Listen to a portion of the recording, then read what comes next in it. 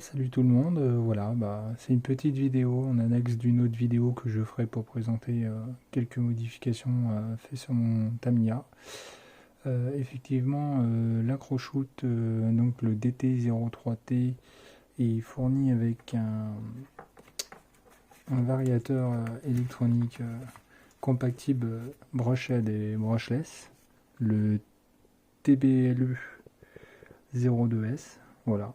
Donc S pour Sensored, uniquement compatible pour les moteurs brushless Sensored. Donc alors en fait moi c'est tout bête, hein. C'est cool comme variateur, mais voilà, un variateur électronique sans ventilateur, franchement, je veux bien comprendre qu'ils aient pas fait l'effort de mettre un variateur avec ventilateur, puisque dans l'immédiat, ils préféraient commercialiser du moins le véhicule avec des moteurs brochettes, donc à charbon, des moteurs qui ne demandent pas une puissance folle et qui ont tendance à moins faire chauffer les variateurs. Voilà, donc il y a quelques petites modifications que j'ai effectuées dessus et d'autres qui viendront plus tard. Celles qui viendront plus tard, ça sera justement la mise en place d'une résistance, je crois. Donc j'ai vu, on va dire, le mode sur internet pour pouvoir avoir une sécurité au niveau des lipos, puisque c'est une fois de plus dans la mentalité Tamiya utilisation brochette, donc moteur à charbon toujours, c'était justement de limiter un peu l'utilisation de matériel, on va dire, un peu plus évolutif, plus puissant, comme la lipo. Donc du coup, il est principalement prévu à l'origine pour travailler avec des batteries NiMH ou travailler tout simplement avec des batteries nouvelle génération qui sont les Life. Donc si je ne me trompe pas, les Life qui ont des cellules, du moins pour on va dire du 2S, seraient correspondant à 6,6 volts. Donc une technologie intéressante puisque des batteries qui utilisent très très très bien. En l'occurrence, contrairement à une lipo, on se retrouve avec 6,6 volts au lieu de 7,4. Donc forcément, c'est pas pareil. Donc moi j'ai modifié déjà la prise d'alimentation, hein. Je suis mis une XT30, je pense que quasiment beaucoup de gens doivent le faire. Déjà les prises Tamiya sont horriblement vieilles. J'aime bien le vintage, mais bon, des prises comme ça on en retrouve maintenant sur les clignotos pour les motos. Donc c'est bien sympa, mais j'en vois pas vraiment l'utilité. En plus de ça, des branches à brancher, c'est franchement pas cool. Et puis, au niveau sécurité, étanchéité, c'est franchement à revoir. Donc, je trouve que les XT30 passent déjà plus facilement le courant. Mais en plus de ça, ils sont de meilleure qualité. Vous allez me dire, oui, oui, il va modifier pour l'alimentation, mais je modifierai également pour justement la connexion entre les trois câbles de moteur brushless au variateur, puisque pareil, hein, ils se permettent aujourd'hui de mettre ce genre de connectique qui n'est franchement pas approprié pour passer de la puissance. Euh, Franchement, j'ai pas besoin d'en dire plus. Ceux qui ont eu l'occasion de monter de la sono dans leur véhicule savent très bien que la connexion pour passer l'électricité est incroyablement importante. Bon, après, vous allez me dire, il est en train de comparer de l'audio à de la puissance entre un variateur et un moteur, mais pensez que la connexion, c'est quand même quelque chose d'important. Donc moi là-dessus, je vais pas m'embêter. Là, il existe le XT60, mais il existe aussi une prise identique, on pourrait dire, mais à trois broches, qui s'appelle, je crois de mémoire, le MT60, quelque chose dans ce genre. Donc en fait, c'est le genre de connexion que j'ai commandé, que je devrais recevoir, qui me permettrait d'avoir une connexion propre et fiable, je pense, dans le temps, parce que bon, ça c'est cool, mais ça fait vieux, et puis franchement, j'apprécie pas trop. Voilà. Donc à partir de là, au niveau des modifications que j'ai faites, elles sont très sommaires, hein. Pour l'instant, comme je vous l'ai dit, il y a uniquement la prise. Et en fait, si vous voulez, j'ai commencé à me pencher sur l'affaire parce que le but à l'origine, c'était de construire un DT03T parce qu'il a de faibles coûts à l'achat et à l'entretien. C'était pour pouvoir faire le fou de mon jardin sans pleurer lors d'une casse ou autre. J'ai eu l'occasion de monter des kits plus haut de gamme. J'ai monté un kit récemment Kyosho Beetle de 2014 Donc là c'est un autre univers, hein. Kyosho ne propose pas du tout la même chose que Tamiya, hein. On est vraiment sur une valeur financière déjà plus haute, mais clairement une autre gamme de fabrication et d'assemblage, hein. C'est autre chose. Mais c'est pas la même passion. Chez Tamiya, on se retrouve à y découper même les autocollants. Donc pour celui qui aime le modélisme, la construction et on dirait presque le maquettisme, c'est plus adéquat de se diriger vers Tamiya si on veut réellement passer du temps à fabriquer son propre véhicule et avoir quelque chose de plaisant. Voilà. Bon, je parle beaucoup, cela dit, tout ça pour dire que la petite modification que j'ai réalisée sur mon variateur, elle est simple. C'est une pince en aluminium, donc j'ai pris des mesures aléatoires, hein. Je l'ai réalisé en 2 fois. La première fois, c'était pour voir à peu près ce que ça donnait, donc je l'avais fait en forme de U. Le problème, c'est qu'en forme de U, il faut vraiment être très très très précis.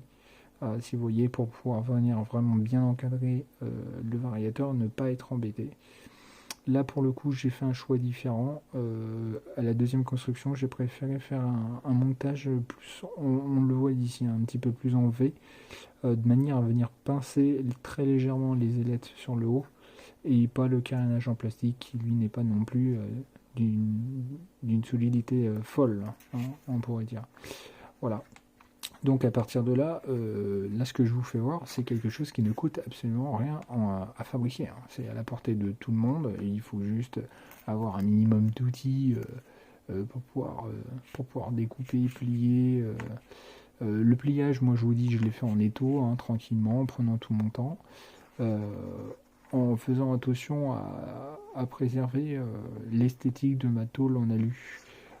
Qui est une tôle en alu de 1,5 mm d'épaisseur, une tôle achetée chez le roi Merlin, voilà. Vous pouvez apercevoir ici un autocollant, vous allez me dire, il a trouvé ça où, c'est cool là, ou pas, peut-être que vous appréciez pas, ça importe peu, en fait, dessus les boîtes que vous recevez pour vos kits Tamiya, vous avez un seau justement de garantie, de T2M, qui est un gros seau collé à la fois sur la partie très cartonnée marron du carton, qui fait que cette partie-là, vous ne pouvez pas la récupérer. En l'occurrence, vous avez un retour qui se fait sur le carton supérieur, donc celui où il y a tous les motifs du kit que vous avez acheté, qui a un côté glacé, qui fait qu'en fait, au final, si vous prenez soin à décoller du moins l'autocollant qui est dessus, vous pouvez le récupérer pour pouvoir en faire autre chose. Bon, je pense pas que ce soit un autocollant de grande qualité, c'était juste pour le délire, je trouvais ça plutôt sympa. Donc du coup, j'ai récupéré cet autocollant là. Le petit ventilateur qui est dessus, c'est un petit ventilateur qu'on trouve sur AliExpress. Vous allez me dire, oh, AliExpress. Bah oui, AliExpress, 1,50€, petit ventilateur qui est à l'origine vendu pour remplacer les ventilateurs de variateurs qui en possèdent déjà. Donc là, la marque pour le coup, c'est G-Wolf. Voilà. C'est un diamètre 30 de mémoire. Je vais m'en assurer pour pas vous dire la nuit. Donc là, on va venir regarder. Pas pratique. J'ai pas l'habitude de faire des vidéos. Faudra être indulgent. Ça doit être plus de 25, ouais, je pense. Non, c'est un ventilateur de 30. Voilà. Pour information. Voilà. Donc c'est un petit ventilateur de 30 que j'ai payé 1,50€ sur AliExpress. Qui est déjà pré-équipé. Comme je vous l'avais dit, c'est des ventilateurs qui sont faits pour les variateurs, qui est pré-équipé déjà d'une petite prise, j'ai perdu le nom, Futaba, voilà, qui aura juste à raccorder sur la troisième voie de votre récepteur afin de l'alimenter. Donc il n'y aura pas de variation de rotation en rapport avec la température, hein. Il n'est pas raccordé directement au variateur, il n'y a pas de puce qui le contrôle. Ça sera une rotation toujours constante qui, d'après l'étiquette, serait de 8000 par minute.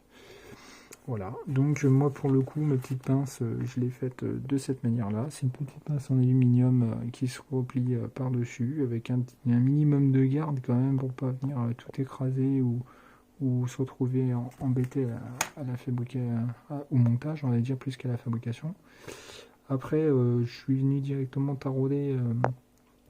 suis venu percer deux trous et les tarauder avec des vis M3 pour pouvoir me visser directement dessus en appliquant voilà, du blocage écrou, hein, de la loctite, tout simplement du frein à filet. Il n'y a pas besoin d'en dire plus long.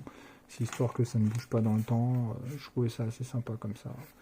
Voilà, donc pour info, si vous avez une tôle en aluminium d'une épaisseur facilement travaillable, hein, ça ne le dit pas mais je le dis comme ça, du genre 1 mm 5, 2 mm d'épée, bah, vous pouvez vous fabriquer une petite pince comme ça pour pouvoir venir y monter votre petit ventilateur à 1,50 € et puis vous retrouver avec une ventilation dessus. Alors vous allez me dire pourquoi l'avoir voulu ventiler, simplement parce que j'ai l'intention de monter sur mon kit accroche-out un moteur de 10,5 T commandé une fois de plus sur AliExpress, un petit moteur bleu qui a l'air plutôt sympathique, que j'ai payé 22 €. Et oui, bah, Tamiya, vous êtes sympa à vous proposer des moteurs, mais moi j'ai pas 70-80 € à mettre dans un moteur, sachant qu'en plus de ça, sur ce kit, si vous achetez un moteur brushless, vous vous retrouvez à changer un pignon, donc vous êtes obligé de monter un pignon 19T, donc c'est 10 € ou 6 € selon si vous achetez plusieurs choses sur un site internet ou pas. Donc moi je me suis retrouvé à le payer 8 € parce que j'ai pas pensé à le prendre tout de suite, donc je me suis un petit peu fait avoir. Voilà, sinon je l'aurais payé moins cher. Vous avez un pignon 19T à monter, le kit Tamiya avec son ventilateur en plastique, un montage assez simpliste sur le dessus, avec une petite ventilation, ça vaut 20 € en moyenne dans le commerce pour le TBLU 02S. Voilà. Et forcément, vous devez investir également dans les roulements, parce que le kit DT03, qu'il soit T ou pas T, donc truck ou pas, n'est pas fourni avec des roulements, donc il n'est pas tout roulement, et en l'occurrence un kit que vous achetez séparément qui vaut une quinzaine d'euros. Et ouais, sans ça vous avez des bagues en plastique ridicules qui font pas long feu, surtout si vous tournez en brushless. Donc voilà, il y a un minimum d'investissement quand même pour pouvoir le passer en brushless, mais bon, pour moi ce genre de kit on s'amuse réellement avec si on est en brushless. Qui dit que de toute façon votre kit il vaut, moi personnellement l'accroche-out je l'ai payé 115 € sur RC Team. Juste avant le confinement, c'était pour assurer le coup avant de m'ennuyer, et j'ai bien fait puisque je me suis pas ennuyé comme vous le voyez, ça m'a pas mal occupé. Et donc du coup, franchement, ça vous fait un kit à, enfin moi ça m'a fait du moins un kit à frais de port inclus à 125 €. Je sais que quand il sera complètement rincé, parce que j'aurai ratatiné, je pourrai récupérer éventuellement l'électronique pour le réinstaller dans un autre kit. Donc rien n'est perdu, ce que vous investissez dedans, si vous restez sur les mêmes gammes ou les mêmes modèles, vous pouvez toujours récupérer vos pièces pour là. Donc pareil, il est fourni avec des pneus pour la route. Moi personnellement, une fois de plus sur AliExpress, j'ai réussi à trouver un train de pneus, sachant que ce modèle est vicieux puisque les pneus avant correspondent à une largeur max de pneus en 2-2 pour du buggy traditionnel. En l'occurrence, la dimension des roues arrière, comme on le voit d'ailleurs sur le dessin, on voit que les pneus sont flambés vers l'intérieur, simplement parce qu'en fait ils ont pris la décision de faire une voie plus large à l'arrière. Les jantes font 5 mm de plus, donc au lieu d'être en 42 à l'arrière, on se retrouve en 47 mm de large.